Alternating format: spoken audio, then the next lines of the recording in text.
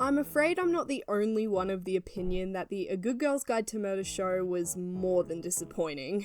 When looking through it from the clouded lens of a stunning book, it's hard not to see it that way. And when reflecting back on the show and how the hope slowly left my eyes the further through I watched, I'm led to resolve that this show can't be viewed as an adaptation, but rather a reimagining. That's the only way I can sleep at night, basically. I've never done a video like this before and probably never will again, so sorry if it's kind of janky and misshapen. I hope you can all bear with me as I rant about this show and point out all the little differences and why majority of them aren't good choices in my opinion. Quick disclaimer before we begin, absolutely no hate to Holly Jackson. I know she tried to keep in as much as she could and she fought for everything to try and make the adaptation as good as it can be, and I seriously commend her for that. A TV show that didn't turn out exactly how I expected is no reason for me or for anyone to throw a tantrum. If anything, it's elevated my opinion of the original book and Holly's ability to create such interwoven, compelling mysteries. And yes, this is purely my opinion. If I say anything you disagree with or the video bums you out, you can feel free to click off. I'm also going to be touching on a lot of spoilers for the whole book series and the show, as well as touching lightly on some of the possibly triggering topics listed here. Anyway, let's continue. Where else could we begin except with our protagonist, Pippa Fitzamoby? If we could even call this girl Pip in the loosest sense of her character. Full discretion, I haven't read the book in a long time, and I didn't have time to reread it for this. That's just how school is, unfortunately. But one of the things that is very obvious about Pip is that she is extremely intelligent. She's clever, she can think things through and find ways to meet her ends, which is why it was so disappointing to watch her get absolutely everything handed to her. Sure, that might be a bit of an exaggeration. She did find that obviously hidden photo of Andy behind Max's photo of his friends and tore open those toy rabbits in the messiest way possible. Like, really, could you be less careless? It's honestly an injustice how they dumbed her down and gave all her aha moments to other characters. She never does any real investigating, not without it being thrown in her face. For example, rather than Pip grappling with tricking Andy's friends, yes, we'll get to that later, they give the whole thing to Ravi. He gets the aha moment and Pip gets to sit back and not really have anything to do with it. Not to mention the photo, a clear-cut piece of evidence proving Sal's innocence, is once again just given to her by Naomi. You could consider this a moment of solidarity for their bond, but I would have favoured the satisfaction of seeing Pip actually unravel it. Doing things she knows is wrong, stealing Naomi's password without her knowing for evidence, then Naomi pretty much just telling her. The writers honestly should have just had Naomi leave the photo up on her laptop as a wallpaper or something, clear for Pip to see. It would have been as equally boring as whatever this was.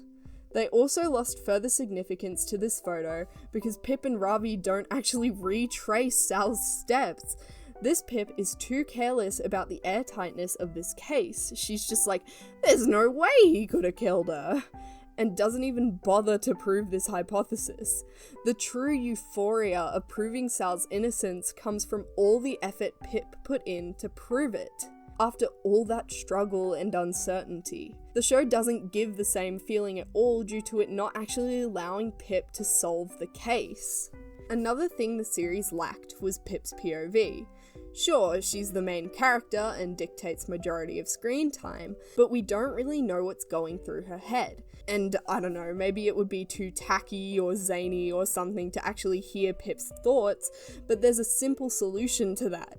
Don't forget the fact this whole story is on the basis of Pip writing her EPQ. Don't just randomly cut to the murder board and expect viewers to try and decipher it themselves. Give us scenes of Pip working on her EPQ. That is the absolute easiest way to give us a fitting voiceover. Imagine how much clearer things would be if we actually, had the persons of interest lists explained. I'm sure the only reason anything made much sense to me was because I've actually read the books and have the actual context. Trying to decipher everything as a first-time viewer seems an impossible task. It felt like the show didn't care to show us all aspects of who Pip was. They gave us the shallowest cliche of a good girl who quickly switched to breaking boundaries, instead of presenting a three-dimensional character. You watch the show and you're forced to ask, who is Pippa really? She's whatever the plot calls for, with nothing but slight hesitation as the title requires.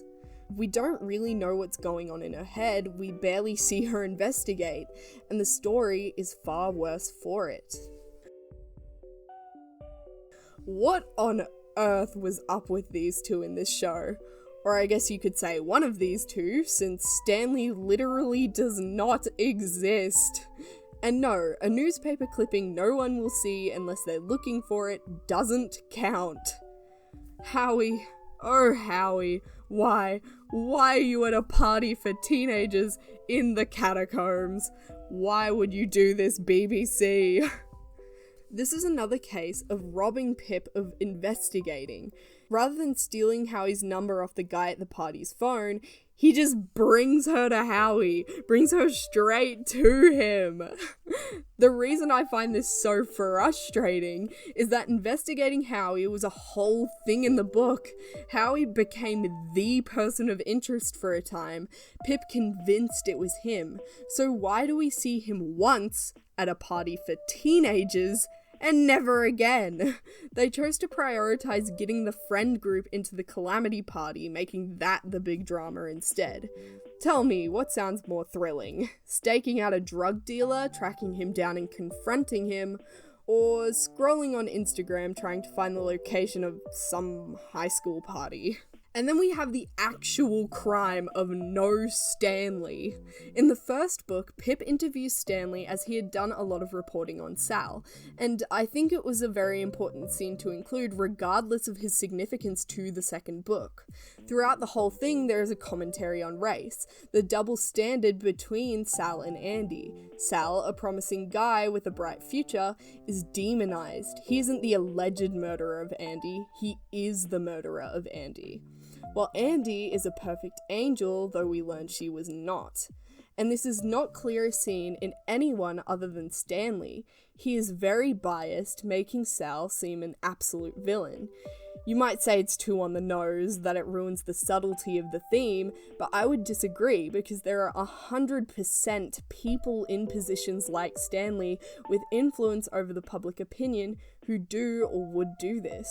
Setting Stanley up in the first book or season as someone who is seemingly one-dimensional also helps add to the tragedy of good girl, bad blood. You see how he projects his own trauma onto Sal, using him as a scapegoat for his own guilt. And then also with him throwing the money at Howie during the stakeout, which is a further mystery into Stanley, which is only then solved in the second of the trilogy. BBC could and should have included Stanley.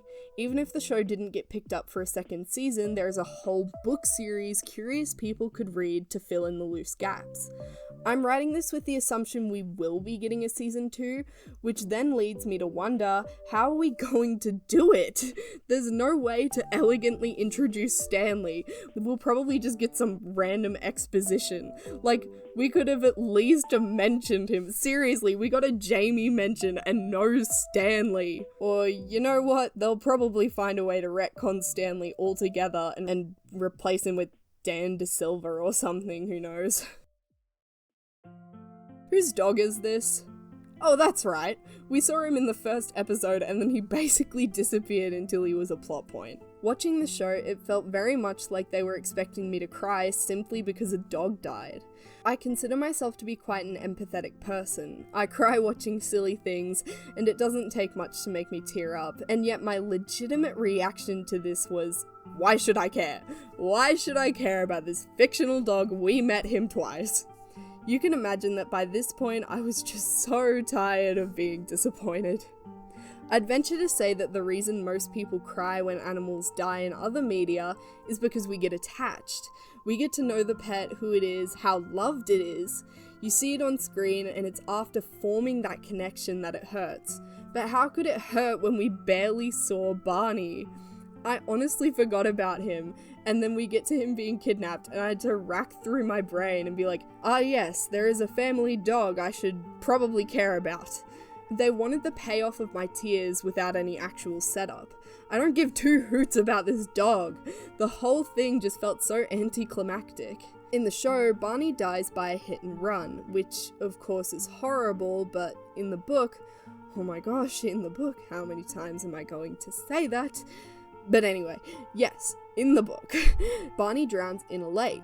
This change might not seem oh so significant, but it is. You see, we find out in the final book that Jason Bell is a psychopathic murderer, and one way this is shown to us is that he drowns Pip's dog with his bare hands.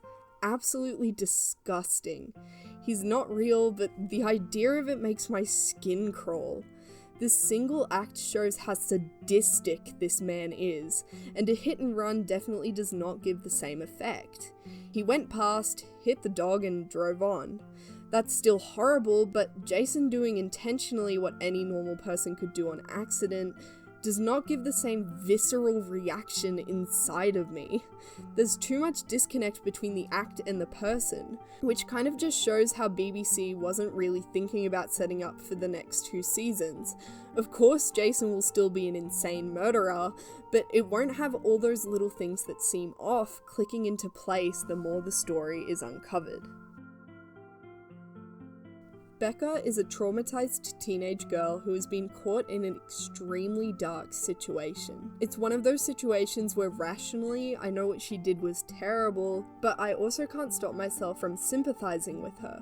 The narrative humanizes her, shows us how any seemingly normal person could do something horrible, like hide their dead older sister in an old septic tank for self-preservation. The show seems to miss some details of her character as well as, again, important setup. For example, the show opted to completely remove the farmhouse, which was a subtle hint toward Becca's guilt. Becca was interested in the preservation of the farmhouse and advocated for it to stay up, which, if I remember correctly, Pip asked her about and she was just like, "It's so old, it's been there so long, it'd be a shame to destroy it now." And then later you find out the real reason is because she hid Andy's body there after she died. But we don't get this, and we barely know Becca at all. Similar to Barney, it seems she appears once or twice just so we know she's Andy's sister, and then not again until the end, while in the book she's woven throughout. Back on Barney's death, this situation should count to humanize Becca, but also show how she can be malicious. Once Pip figures everything out and confronts Becca, she expresses actual remorse for the death of Barney, while in the show they completely gloss over it and seem to forget about that too. Which leaves viewers to believe, yes, Becca must have killed Pip's dog. Some viewers who follow along less may also be left with the impression that Elliot killed Barney. The show fails to properly keep characters leaving impressions on us. Maybe Barney and Becca aren't the most central of characters, but readers hear about them often enough to know who they are. Why am I asking whose dog is this and who is this girl and what does she have to do with anything? That's right, time to talk about Elliot. I actually really liked Elliot in this show, but a lot of that has to do with Matthew Baton's performance. Like, that's the Horrible Histories guy. I watched him as a wee child, and now he's a crazy murderer. His whole confession, the quiet danger he exudes with the girl he mistakes for Andy, oh, my stomach curdles. Props to him. I think he is in the show enough to have an adequate what factor to it. Naomi is where I have greater issue. In the series, Naomi hands Pip evidence, basically just pushes her into it. And while I appreciate her slightly unhinged nature in the show, book Naomi is utilized differently. I wouldn't call her a red herring, but there is a time when Pip has her on the persons of interest list. She doesn't stay on the list long, but it's long enough to plant the seed. And then once you get to the end, you have to double take, like the guilty was under the same roof. Naomi also felt kind of less jittery and nervous, but rather, I don't know how to explain it, disinterested big sister? Maybe? I don't know. I think I like her either way though.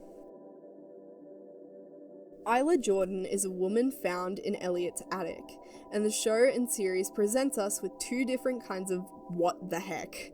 I, of course, prefer the book's direction, even if you might consider it a bigger stretch. Elliot finds Isla walking down a road, completely disheveled one day, and at first glance believes she is Andy, pulling over and taking her in.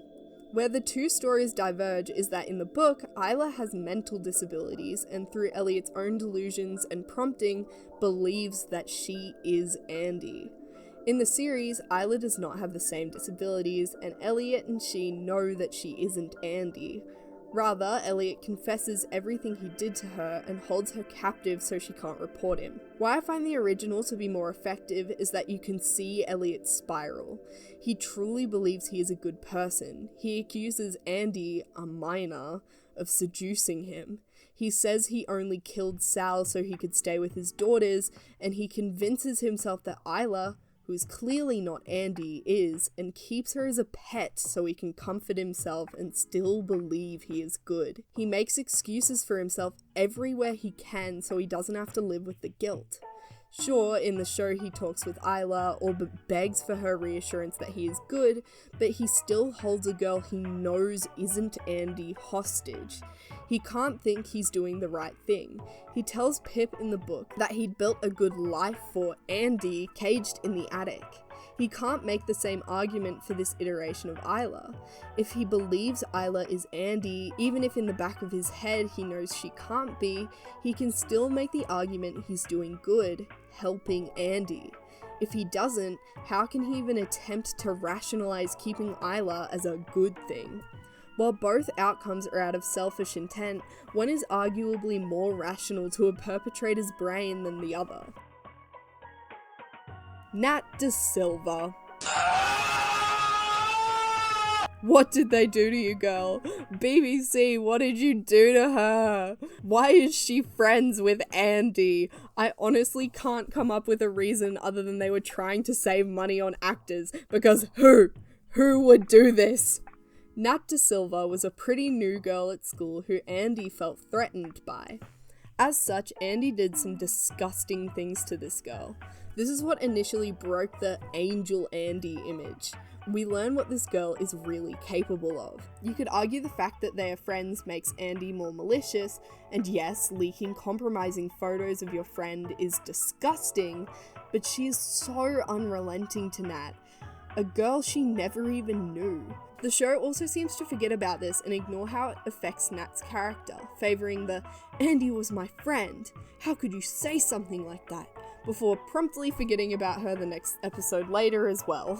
But then there's just Nat as a character, and she is fantastic across the full trilogy. She has a character archetype that can often be one note and rarely depicted, but Jackson takes the time to actually flesh her out. She's harsh and she's violent and she's aggressive. Pip is genuinely intimidated by her. In the show, they completely tore away any of her bite. She gets one vaguely threatening line and is never brought up again. She also isn't under house arrest, she's out playing tennis. Originally, Nat was so traumatized by Andy's bullying that it went forward to affect all her future interactions with women. She was convicted of a violent offense against another woman in her university dorm because the girl had reminded her so much of Andy. This girl ruined Nat's life, and by the time of Pip's investigation, you can still tell through how she absolutely refuses to talk to Pip about Andy.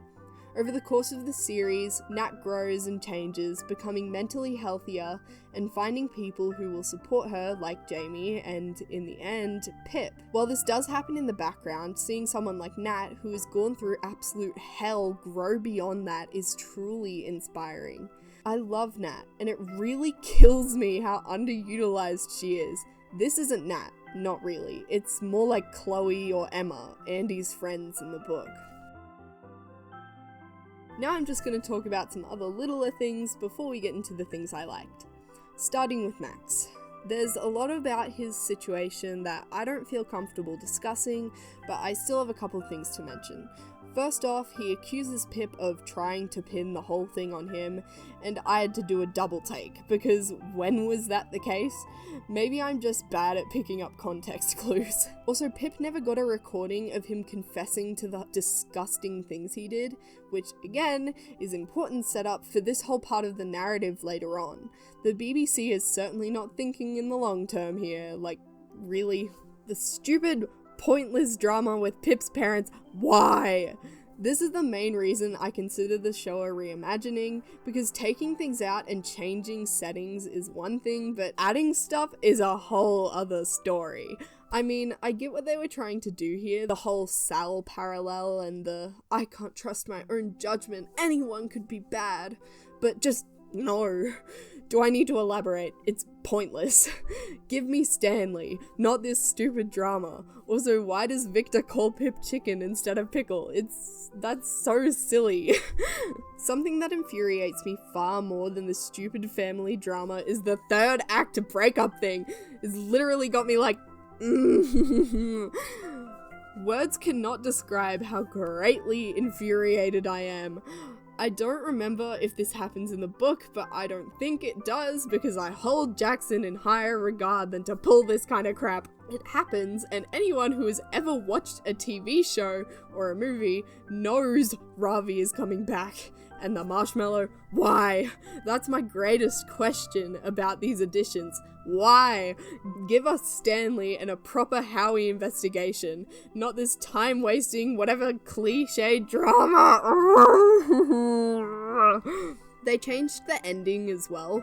We don't get the full circle of Pip presenting her EPQ, because they forgot about it, and in turn we don't get her allowing Ravi his moment to talk about who his brother actually was. Far more impactful than Pip just walking away from the Andy mural after threatening Max. And Pip falling to the Rehypnol with fireworks exploding in the background and that nice hope of a family moment before she went to confront Becca being erased so they could reuse their Calamity Party set is really disappointing.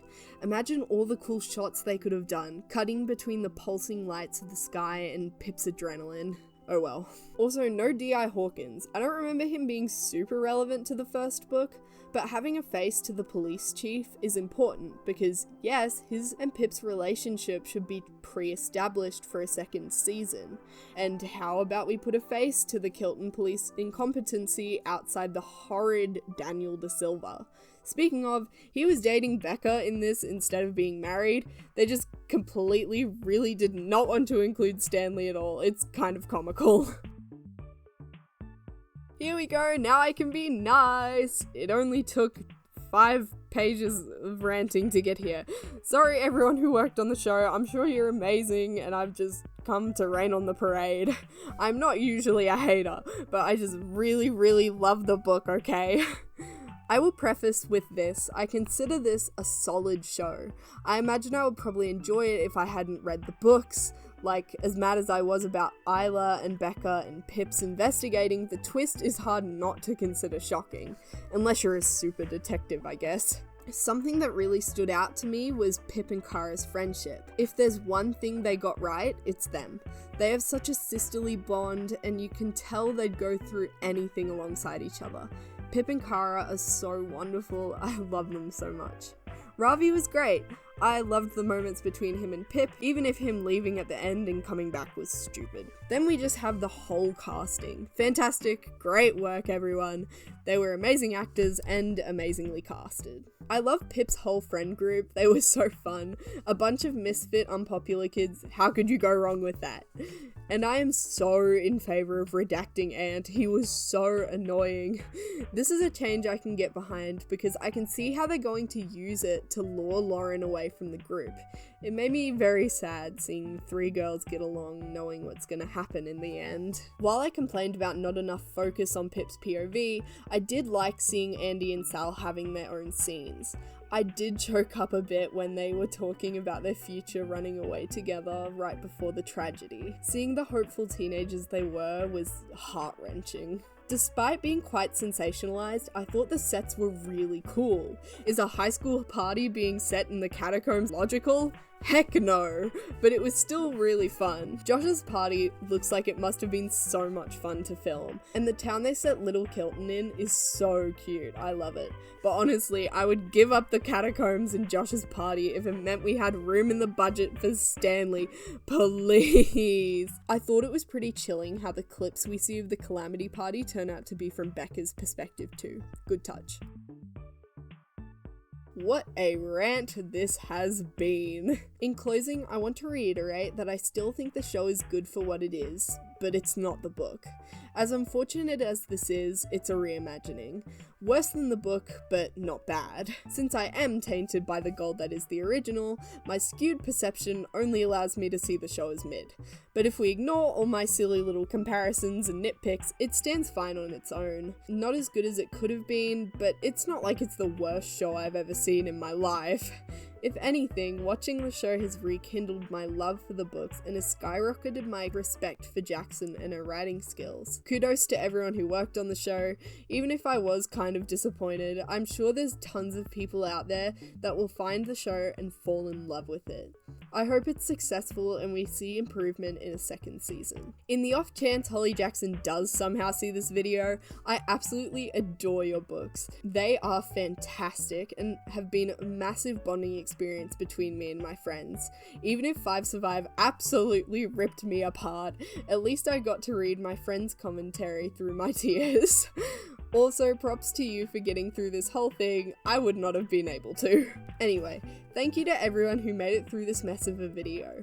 I hope it was a comprehensible hack job of a video essay by someone who has only ever written essays for her English class in timed conditions. Let me know what you thought of the show below. I didn't talk about every tiny gripe because I don't want this video to be longer than it already is, but go crazy in the comments with things you liked, didn't like, and everything in between. How could I forget to mention the greatest injustice of all? No real men wear floral while trespassing.